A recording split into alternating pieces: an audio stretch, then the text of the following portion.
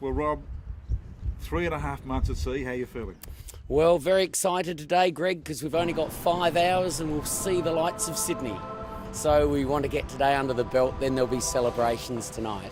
We've done really well. We're over $200,000 now just, and we've still got a few months where money will come in, and I'm expecting somewhere between $300,000 and $500,000. Probably the best memory is the generosity of Australians. Excluding that would be the animals, the sea snakes, the turtles, the dugongs, dolphins, thousands of whales, seals, and definitely the beauty of Australia. It's a big place with not many people in a lot of it, but that was just brilliant. Where the Indian Ocean meets the Southern Ocean at Cape Leeuwin, which is just before Augusta on the southwest corner of Australia, almost greeting us to the Southern Ocean with these huge orcas, double the size of the boat, just totally leaping vertically and horizontally out of the waves at us. And we were in their territory and they did nothing but show us very friendliness, thank goodness. But it was very exciting, and we managed even to get a bit of underwater footage of the orcas. Well, I'm told our cameraman Zorro, in fact, had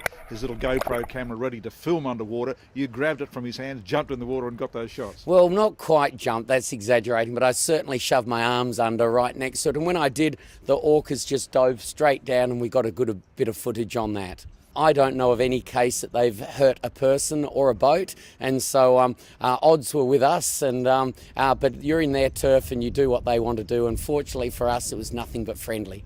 So tell us about those caught out times. They've been the times to remember, I'm sure. Probably the hardest thing, Greg, that we did was go across the Gulf of Carpentaria. We had 320 miles, so that was very roughly about 500 kilometres, non-stop for 26 hours. We got pins and needles in our hands and numb fingers. It was funny in the way I said to Mick this morning, "Have you got numb fingers?" And he goes, "Yep," and the right hand as well is sore to close, but being choppy and a wave every 10 seconds. It's very messy out there in the Gulf and very salty. The boats are all just covered, they're crystallised with salt at the moment. It just dried very quickly on the boat and in your eyes. So we're just throwing bottles of fresh water over all the way last night just to try and keep the salt out of our eyes. So. In the many years that I've been on boats and on the water, coming across the Gulf was one of probably the top 3 or 4 physically and mentally demanding things that I've done actually so far. So the weather freshened with wind and waves sort of about a third of the way to the finish. We were coming down the front of waves that were like small telegraph poles, and every wave water would come aboard the boat, and right through the night we were being hit in the head, the shoulders by fish, anything up to fish about this big, and we were lucky that they weren't being followed by a 40-kilo tuna, that's for sure, because that would have knocked us out. And I tied our man Zorro to the back seat because I was concerned that he might actually fall overboard. And I think, debatable whether it was the first time he'd ever been tied to a seat before. So, Rob, that requires special boatmanship to get you through those conditions. You could easily have flipped, could you not? Look, if you hit the worst waves in the wrong way, any boat can flip, any boat can turn over. But whether you call it seamanship or luck, we got through, but there weren't many days that you had to concentrate like that, but there certainly were some. Well, these are quite small craft, relatively small craft to do such a big, ambitious trip. How have the boats handled? Look, they're brilliant. They're only 17 foot 8, 5.4 metres, rubber dinghies. They're very flat. When you think the 600 hours that we've done in them, probably 3/4 of that people wouldn't go out in as a social day.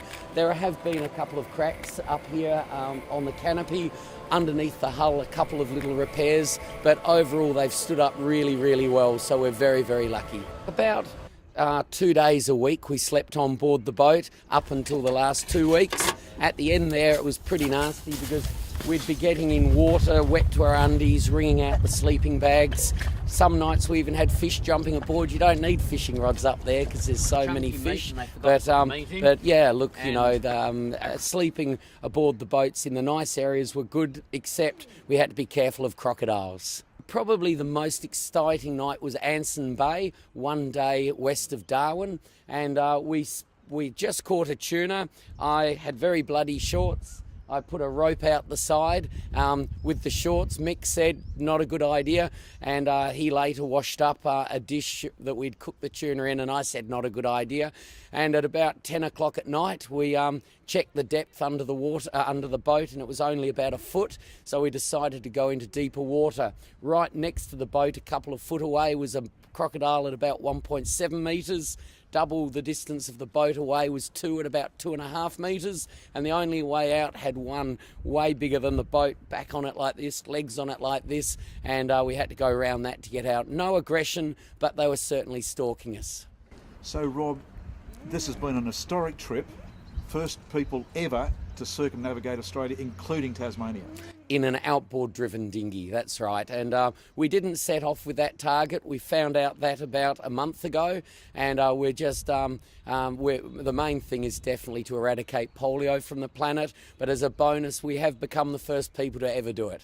And one of the other big highlights, I would have thought, or one of the other big challenges was not only crossing the Gulf of Carpentaria, also the Great Australian Bight, no stopping points there. Yeah, we came in every night but to anchor, but we did 1,000 kilometres with 2 refills, and that was another place that was definitely out there. And I remember on one of the refuels, it was probably the hardest thing we've had to do on the refueling side. It was a place called Poison Creek. We had got told that it was bulletproof, but we had surf breaking kilometres out, and we dodged through that to get into what was meant to be a bulletproof corner, and we found there was still 1 to 2 metres of surf coming in, and we swam out up to our necks for 800 litres of fuel in 20 litre containers. We were really pleased to get to bed that night, and we did have waves coming over the back. Mick was skippering one of the boats while I was throwing the fuel on with a guy called Peter, and we did have waves coming over the back on that occasion. So you were swimming time and time again through the surf with the fuel containers? Yeah, walking up to about here, at times floating, and then swinging the fuel containers aboard, yeah.